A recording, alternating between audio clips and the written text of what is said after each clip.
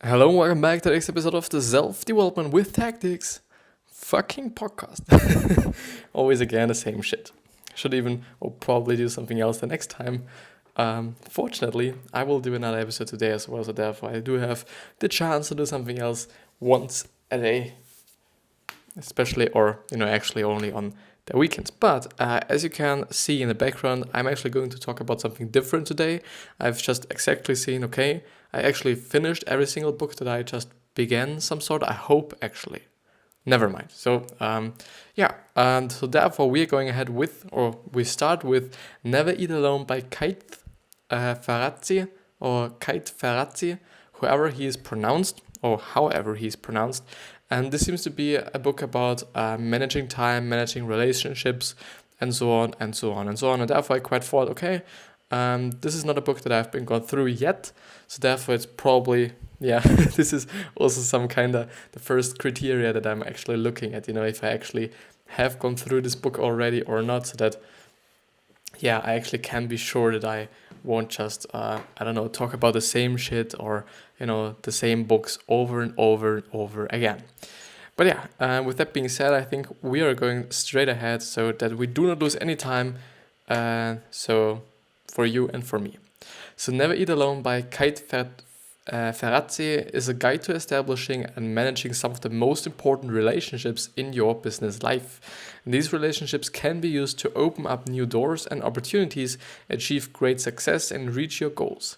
Ferrazzi emphasizes, or Ferrazzi, whatever, emphasizes the importance of networking, meeting new people, and reaching out to people beyond our or your usual social circle. And this is actually something that I pretty much not do. I don't know why, but I quite don't like it. I don't know, I just can't reach out to people, and then I quite feel myself forced to actually interact with them and just try to hold a conversation and so on and so on. And this is something that I really have to work on. My problem with actually, it's not about reaching people. It's not a problem for me, but it's more about actually having a consistent, conversation and just, talking to them and, using the time to just, talk to these people. And yeah, so, I actually just, I have been reaching out to a lot of people, especially on Instagram for some design work.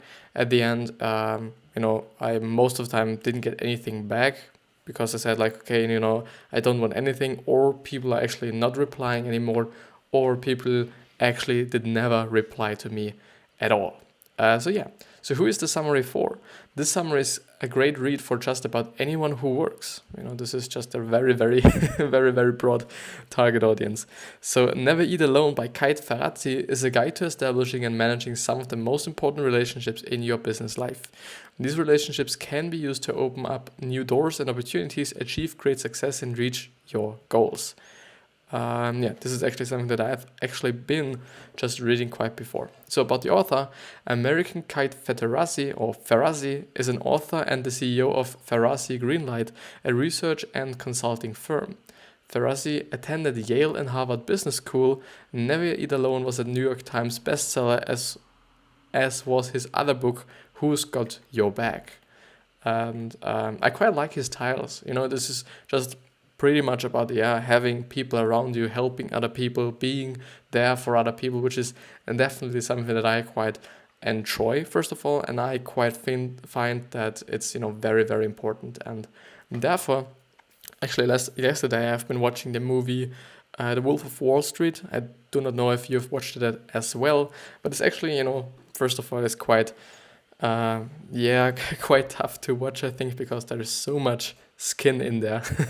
Like every single ski scene is about fucking somebody, which is totally something I think like, is this, do we need this? Is this just, some kind of the thing that's, very important to them, or was it very important to them? So I don't know. But at the end, the whole story is all about kind of fucking with people, selling them some shit they don't need. So, so that you can actually make a lot of money from them, which so if you do not know the story, it's about stockbrokers actually, and they just, sold a lot of stocks, and especially penny stocks, because the commission on penny stocks was, as they said, 50%, which is, fairly a lot.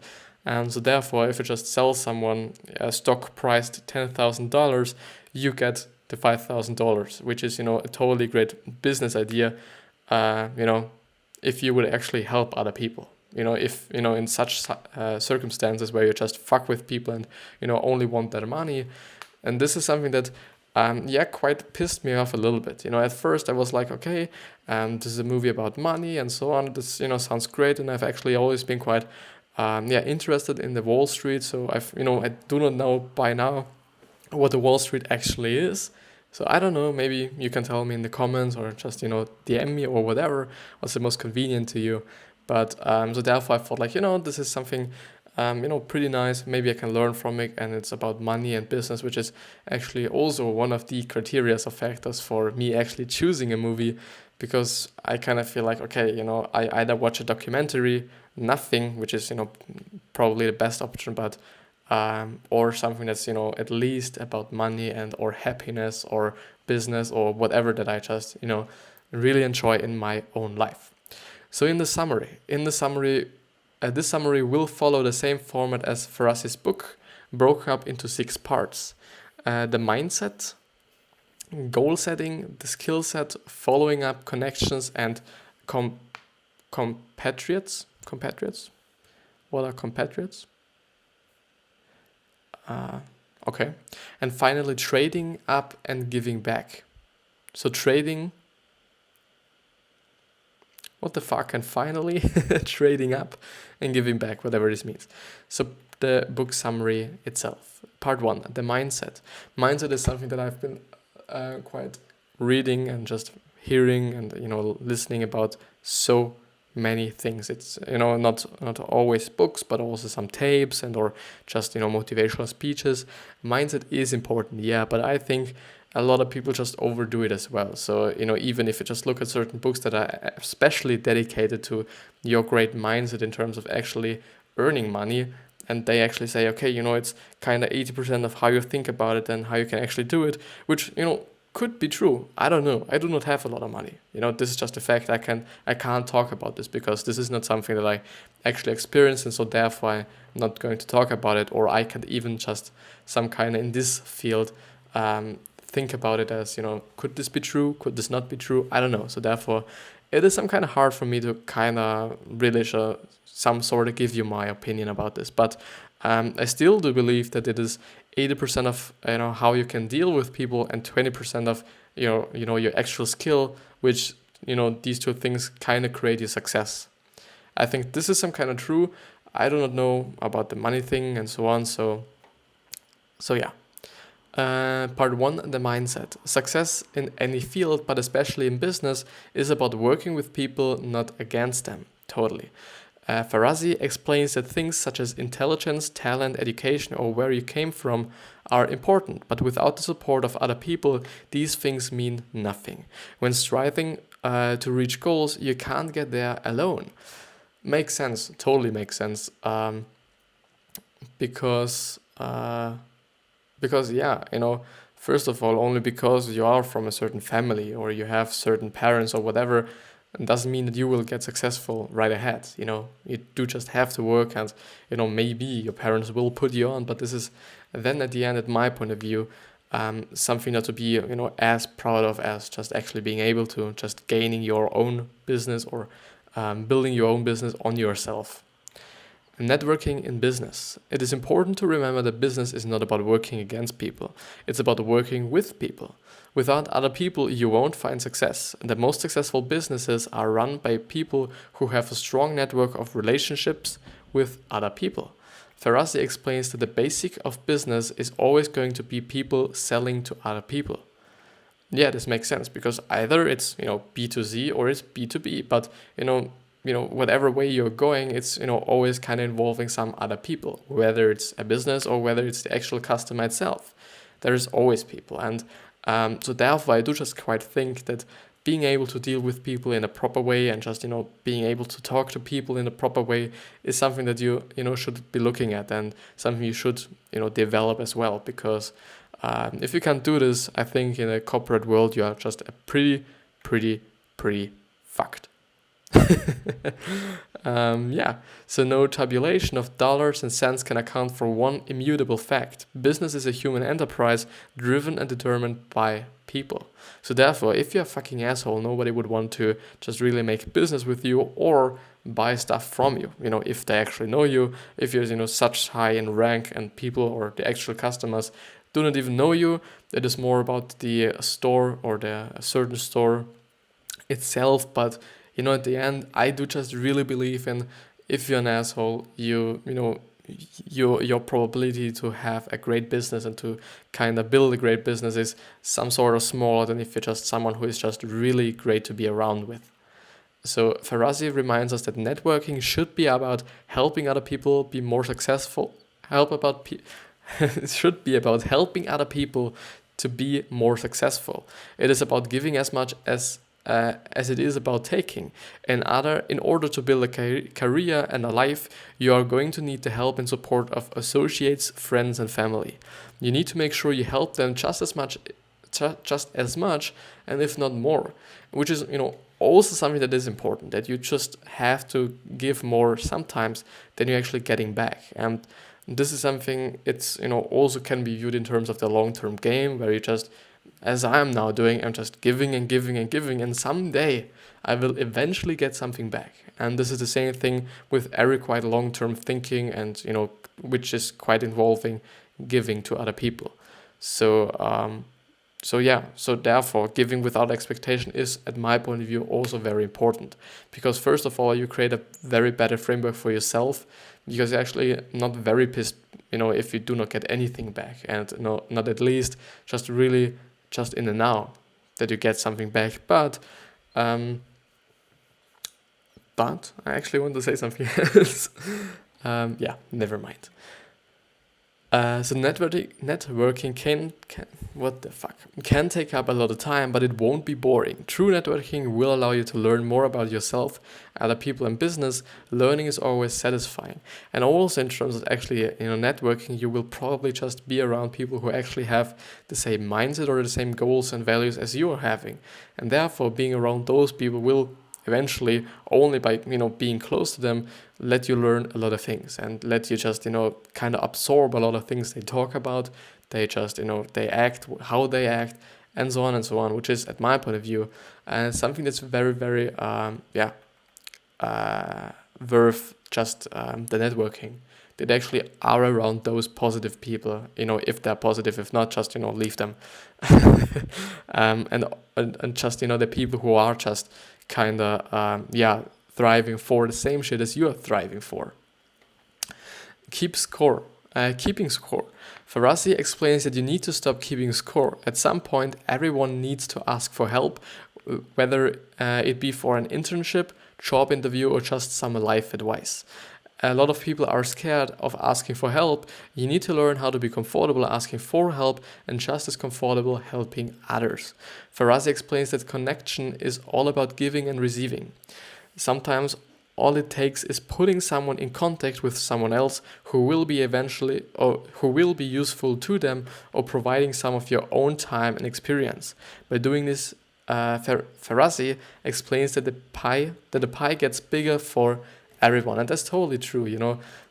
And this is quite the same thing that I've been quite hearing from Gary Vee as well. I talk a lot about him, but I do just take his words for very seriously, and I just really just watch them, and I just really absorb them subconsciously, and therefore they are just in my mind, and this is just what I believe in, because I can just feel with him quite. I just understand why he's just doing certain things, why he says certain things, and he actually just has the same values as I'm having. Therefore, I'm very sorry that I'm talking so much about him, but that the pie gets bigger the pie actually gets bigger for everyone. I actually lost my fucking point. Fuck. What did I actually want to say? The connection is all about giving, receiving. Something is putting someone else. He actually said that he has built up a liquor store, actually a wine store. I do not even know if they just actually kind of sell something else than wine, but He had his own liquor store. He built it up for his family, and so on and so on and so on. And he actually said that when people came up to him and asked him for something, and his company, his liquor store, didn't sell it, or what they were selling wasn't as good as the competition was selling, he immediately or just told them, go to another store, they have a better product than we are having, just please leave, you will just get something better there than at our place. And this is something, at my point of view, that's very powerful, because you actually show these people, show your customers that they actually care about them. And besides the whole thing, it's about morals and it's about ethics, and my point of view is just the right thing to do. It's not easy for you. You could totally, you were totally able to do or to get a little bit of money from them, because they actually buy something that they actually didn't want it, but you just made them to buy this certain thing. So you actually at the end just lose a little bit of money, but at the end it's just the right thing. It's not the easy thing. It's not the thing that you will contribute the most of. Maybe even yes, because they actually came back or will come back because they know you will be truthful to them and tell them what is actually the truth and whatever. So a network functions precisely because there is recognition of mutual need. There is an implicit understanding that investing time and energy in building personal relationship with the right people will pay dividends. Yeah, it totally makes sense. You're giving and eventually you get something back. It's all the same things. So don't keep score of how many people you have helped or how many times you have offered your time or advice. Understand that the more people you can help, the more people will be willing to help you. And that's totally true. And this is the same thing with kind of business. The more people you will help and the more people you are able to help, the more money you will make. Because it makes sense. If you're really having a product that's solving somebody's problem, or especially when it's just solving a lot of people's problem, it will definitely be bought. There's no other way around, because there is not such a product that you're putting out before or at this time. So therefore, if the people who are having this problem, they will just buy it. In order to build great professional relationships, you need to build trust. And the best way to do this is by asking what you can do for other people and not asking what they can do for you. And this is definitely the thing. And this is something that I've heard so often. And this is, I'm sorry. And the actual first time where I've quite heard it was in How to Win Friends and Influence People, where he was actually telling you and giving the advice to you that you should actually not talk about the shit that you want. You should actually talk about in terms of the other person or in the interest of the other person. Why? Because it's not always about you. People like to talk about themselves. This is just a fact. But if you're then the person who is not talking about you, or who is talking about you, all the fucking time, then the other people will definitely like you, because it's more about them, and because they like to talk about them. Most of the time there are people who just do just want to listen, this is just fact, but most of the time people just want to be just listened to. They just want to talk, they want to tell their stories, their life experiences, whatever they have, they just want to do this. Part 2, goal setting. A goal is a dream with a deadline. Ferrazzi believes that the process of deciding your goal is really important. He explains that the process helps you find direction in your life. Ferrazzi outlines the 3-step process as follows, I would even say. And the first one is find your passion. The first step in figuring out your goal is to understand what your real dreams are. Don't worry about obstacles such as time or money. What do you really want to achieve? And if you aren't sure, ask the people who know you the best for ideas. It's actually a great idea, because actually just going to the people who which know you the best, whether you like them or you like them not, they will probably just tell you a lot of other things that you're good at, that might fit your dreams or might fit your talent. Then you're just thinking about yourself. Often it is like you can not really kind of just, live with it, what the people are saying, which actually happened to me. When people just, come up to me and say, you're this and that, and I feel like you're such a person, whatever. But, at the end, I just, pretty much know that I'm not such a person. Like, they just, described me.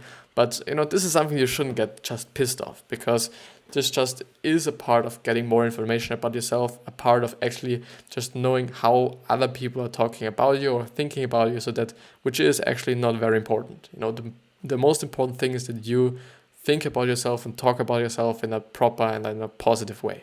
If you aren't just fulfilled with who you are, then just do something about it, please. This is very important at my point of view, just being happy with yourself, understanding yourself, but really being happy with yourself, and not being like, I'm shit and whatever. This just, doesn't make your life better. It's making it even worse. Putting goals to paper, which is actually something a lot of people told, a lot of people said. It just makes sense, some sort of, but at my point of view, if you're having goals, putting yourself into a position where you cannot do something else than actually reaching that goal or getting, even further to the goal is the key. At my point of view, sometimes it has to just, be drastically changed to actually being able to do this, which is something you just have to think about, if you really want to do this certain thing, and if you want to just put yourself into such a position where you can't do anything else but actually kind of achieving your goal. And this then just will be, as I said, something very dramatically, something at very dramatic change where you can't do anything but just doing this. At my point of view, this is the thing that happened to a lot of poor people who had the dream of getting somewhere because they actually were on the bottom. They were just on the bottom. There was no just way down anymore. And so therefore, there was no way around than just, going for the goal and eventually giving the best and the best and, whatever, and eventually, kind of achieving the goal. So putting goals to paper, the next step is to compile a list of things you would like to achieve over the next 3 years. Ferrazzi, I always say Ferrari, or I want to say Ferrari, recommends you work backwards, yearly in increments, then monthly, and this will help you develop short-term goals that will help you reach your overall long-term goals. This is actually fairly common that people will say it. You should actually kind of reverse engineer it, which means that you actually should have a goal for the year, you should have a goal for the month, you should have a goal for the week, you should have a goal for the day, and then eventually you should have a goal for the moment. And this is, the key, because then you just put yourself in a position, or, you create a framework for yourself where you can actually do something that is just leading to your end goal for the year, or, for 2 years or whatever, something that you then can actually do right in the now. You can actually just really work on your end goal in the now. And this is something that's incredible. And this is something that you should actually be doing. I didn't do it. I kind of do it, to be honest, because I'm, always every single day just working on my things, and eventually I will get to just, where I want to get, or yeah. So these goals need to be connected to people, places, and things that will help you reach the goals. If there are specific people you have in mind that will be able to help, write their names down next to the corresponding goals. Then decide how you will reach out and ask for assistance. And the third one is create a personal board of advisors. The final step involves finding a group of people who will be able to support you and hold you accountable. Consider these people to be your mentors and friends. Your goals, this is actually some sort of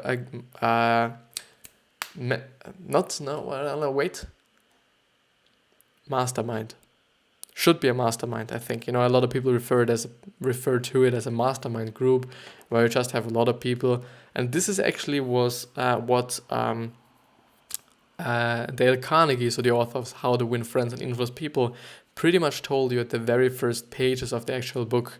He told you, first of all, that you should, read every single chapter twice, which is something I did, through half of the way.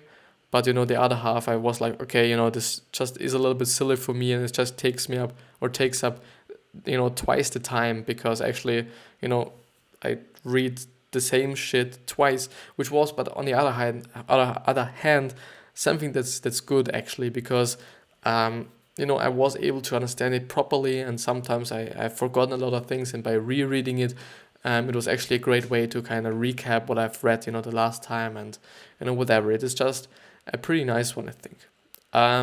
But he actually also said that you should actually have a mastermind group, a group of people who are actually reading how to win friends and influence people as well. So therefore, that you can actually be able, or that you're actually able to just, go into this group and just go to the people and be like, okay, you will talk to them, you will discuss the certain points Dale Carnegie makes in the book, so that actually all of the people get, the most out of it, that actually all of them understand what he's talking about, because, you might even, be not in a position where you actually understand what Dale is talking about. This, probably one of the things that people do just have to cope with, and therefore having a group of people who actually quite, the best case, understand what they were reading or what Dale Carnegie was talking about is just, a very great way to get the most out of this book. Networking tricks. Ferrazzi explains that you need to build your network before you actually need it. If you don't start reaching out to people until you need a job or some assistance, you won't have any existing relationships to draw upon. The great myth of networking is that you start reaching out to others only when you need something like a job. In reality, people who have the largest circle of contacts, mentors and friends know that you must reach out to others long before you need anything at all. Actually, just, pretty dead truth. Ferrazzi explains that you need to be considered and careful when networking to avoid being seen as networking jerk. There are a few rules you should follow. Don't schmooze, which is actually schmooze.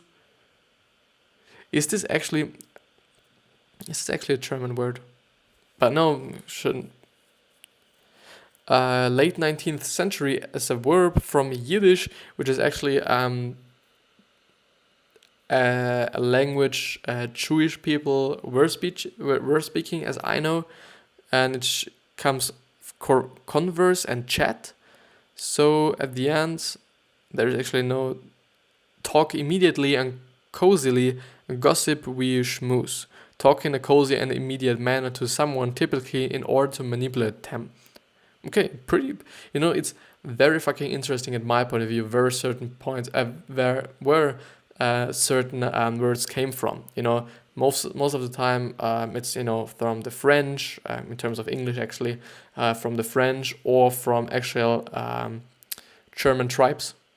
Which is also just very interesting if you just hear some certain, German words that are exactly meaning the same, that exactly not pronounced the same, but they actually spelled the same, like kindergarten or doppelganger or angst or whatever, you pronounce it in English. So don't ever gossip or believe gossip. Never show up empty-handed. Treat everyone as equals. Be transparent and be genuine. And I think we will go ahead with part 3 in the next one, and I will probably just talk about certain things that I've been, kind of reading here. I think it is important to just be kind to all the people you're meeting, to all the people you want to connect with. Not only kind in the first place, but kind, throughout the whole kind of relationship. Because if you're just kind to get to know them and to get something from them, and if they want something from you, then actually are just a very fucking asshole and just don't give them anything. This is, I think, not the right way to go for this. And this is, on the other hand, something that you should be aware of, that you actually will have the you will have to be forced, or you will be forced to actually do this, because this is, at my point of view at least, the right way to go. And I often talk about right ways, but often it is just like, this is just what I think it is. A lot of people have different morals, different ethics, and I deeply believe in being kind and being generally also interested in other people, being just always kind. Kind is a pretty exact word that's kind of just showing and kind of just expressing what I want or what I stand for, I think, Even though it's not kind of happening to me all the time, I kind of just fuck it up quite often, especially in school and especially in the afternoon or in the evening sessions, where I kind of think like, okay, I'm a pretty funny dude, I will just fuck with people, which is definitely something that I just don't like about myself, that I do just, think about my karma, think about my legacy, think about being nice to the people, and still I sometimes say something that's, not that nice, not like I'm just really fucking with people, it's, often something like jokey and, but sometimes even if they just piss me off, to be honest, I kind of snap and then I just say something which is then something that I regret afterwards, which is quite always the case. But yeah, I think this is it with the episode. I think this is actually one of the really shortest episodes that I've not ever done, because there are actually some episodes that are quite 10 minutes long on my channel. So the really first ones that I did